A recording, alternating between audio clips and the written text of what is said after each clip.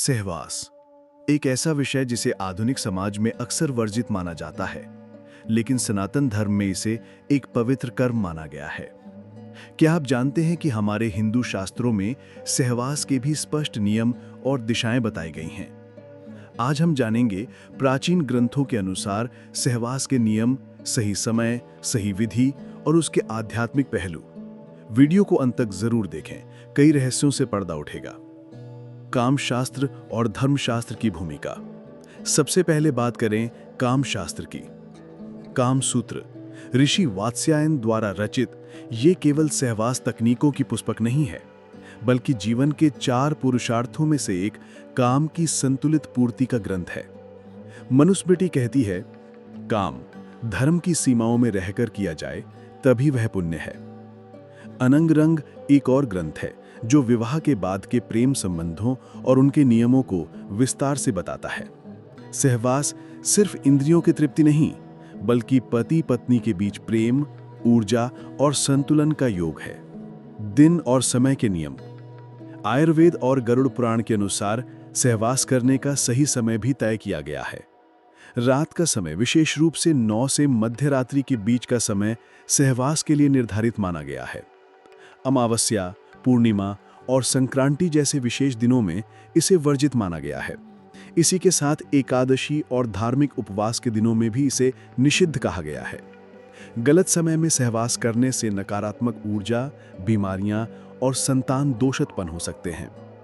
गरुड़ पुराण के एक अध्याय में कहा गया है, जो मनुष्य वर्जित तिथियों में सहवास करता है वह जन्म जन्म तक दुख पाता है। दिशाएं और स्थान। आपको जानकर हैरानी होगी कि ग्रंथों में सहवास की दिशा और स्थान तक का उल्लेख है। पूर्व या उत्तर दिशा की ओर सिर रखकर सहवास करना शुभ माना गया है, वहीं दक्षिण दिशा की ओर सिर रखकर सहवास करना दोषपूर्ण माना गया है। स्थान। सहवास के लिए हमेशा शुद्ध और शांत जगह का चयन करना चाहिए। शयन कक्ष को देवी देवताओं की मूर्तियों से मुक्त रखना चाहिए। सहवास एक आध्यात्मिक प्रक्रिया भी मानी गई है, इसलिए शुद्धता और मानसिक एकाग्रता अनिवार्य है। ऋतु और शरीर के नियम। आयुर्वेदिक ग्रंथ चरक संहिता में बताया गया है कि ग्रीष्म ऋतु में सहवास कम करें, इससे शरीर की गर्मी बढ़ती है। शरद और हेमंत ऋतु को सहवास के लिए उत्तम माना गया है। इस काल में शरीर में ऊर्जा अधिक रहती है। वर्षा ऋतु में सहवास को सीमित रखने को कहा गया, क्योंकि इस काल में रोगों का खतरा बढ़ जाता है। स्त्री और पुरुष दोनों के लिए शारीरिक स्वास्थ्य आवश्यक है। कमजोरी या मानसिक तनाव में सहवास ना करें। कामसूत्र में लिखा है, शरीर, मन और आत्मा तीनों जब संतुलित हों तभी सहवास फलदायक होता है। उद्देश्य और संयम। हिंदू धर्म में सहवास का उद्देश्य सिर्फ भोग नहीं, बल्कि संतान उत्पत्ति और वैवाहिक प्रेम को बढ़ाना भी है। मनुस्मृति में लिखा है, संतान की उत्पत्ति धर्मपूर्वक होनी चाहिए, तभी वह कुल को आगे बढ़ाती है।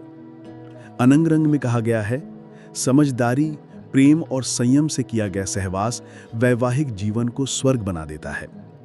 ऋषि मुनि भी गृहस्थ जीवन जीते थे, लेकिन संयमित और मर्यादित रहकर। तो आपने देखा, हमारे प्राचीन ग्रंथों में सहवास को सिर्फ एक शारीरिक क्रिया नहीं, बल्कि एक दिव्य कर्म माना गया है। नियम, दिशा, समय, स्थान और मानसिक अवस्था सबका ध्यान रखना जरूरी है। सहवास जब धर्म, प्रेम और संयम के साथ किया जाए तो वह सिर्फ एक अनुभव नहीं, एक साधना बन जाता है। अगर आपको ये जानकारी ज्ञानवर्धक लगी, चैनल को सब्सक्राइब करें और वीडियो को शेयर करें, ताकि सनातन की ये ज्ञान और लोगों तक पहुंचे।